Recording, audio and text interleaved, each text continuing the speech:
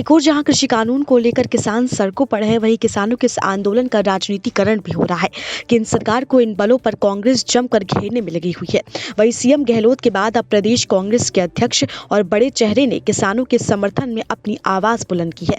सचिन पायलट ने भी अभी किसानों के समर्थन में एक ट्वीट किया, जिसे लेकर अब काफी चर्चा हो रही है। वह इस ट्वीट में कई किसानों के राजेश पायलट की याद भी दिला दी।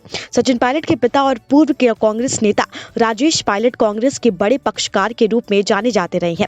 भारतीय राजनीति में उनकी किसान नेता के रूप में भी अलग छवि रही है। आपको बता दें कि बुधवार को सचिन पायलट ने ट्वीट कर परफॉर्मेंस डे के मौके पर किसानों के आंदोलन पर अपने विचार रखे।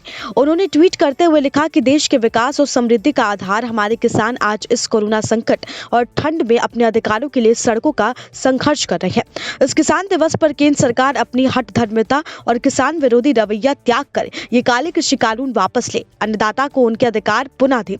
आपको बता दें किसान से राजेश पायलट का एक अलग नाता है। इससे जुड़ा एक बड़ा किस्सा आज भी याद किया जाता है। खास बात यह है कि इस घटना के कारण ही उस समय राजेश पायलट की जान बच गई थी। हालांकि देश में संजय गांधी के रूप में एक बड़े नेता को उस दिन खो दिया गया था।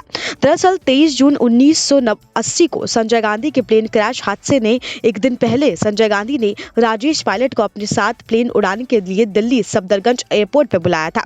लेकिन उसी दिन मेरठ के किसानों से मीटिंग होने के कारण राजेश पायलट समय से एयरपोर्ट नहीं पहुंच पाए थे।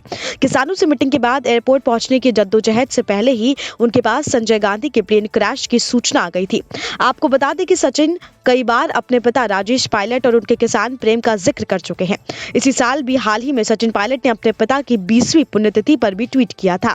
पायलट ने इस ट्वीट में लिखा था कि देश के ग्रामीण जनजीवन के प्रति पिताजी का समर्पण और विचार सदैव मार्गदर्शन करते रहेंगे।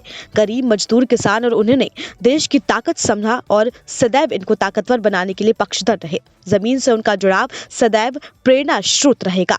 Bureau report, SPN9 news.